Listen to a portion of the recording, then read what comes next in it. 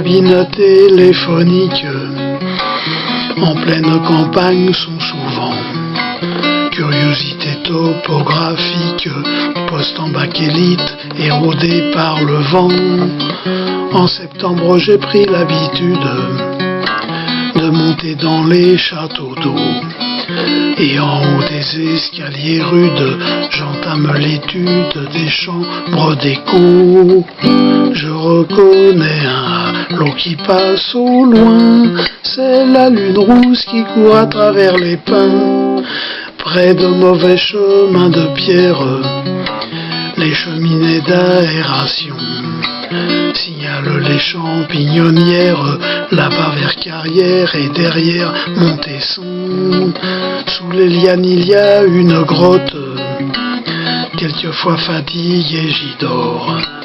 Dans mon rêve j'entends sous la voûte l'eau glacée qui goûte dans ce long corridor. Le soleil s'infiltre à travers les volets, triangle clair de poussière jusqu'au parquet. Il y a aussi un havre comme l'atelier en sous-bassement, bâtiment perdu dans la Drôme où le dur arôme du café m'attend. Tout n'est pas dit car sous l'orage je m'assoupis dans les copeaux. Dans la pièce réservée au siège, la campagne nage derrière les carreaux. Quittons cette campagne pour d'autres contrées, même ciel, même lune et même soleil. Des feux signalent la rivière, maintenant je suis éveillé. Dans ce continent ferroviaire, toute la nuit gère le long des marais.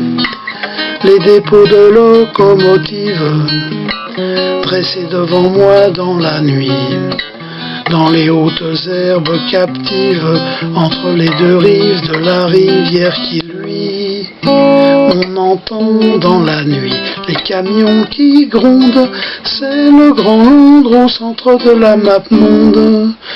Je passe les eaux industrielles sur un vieux canot à moteur. Et voici le grand collecteur du Nord-Est qui meurt dans cette poubelle. Les grands dogmates en sommeil, perdus au bout des voies ferrées. Le quartier chinois émerveille les eaux de mon œil, vers sur les rails rouillés. Paris qui ne sera plus longtemps Paris me laisse encore un petit peu de répit.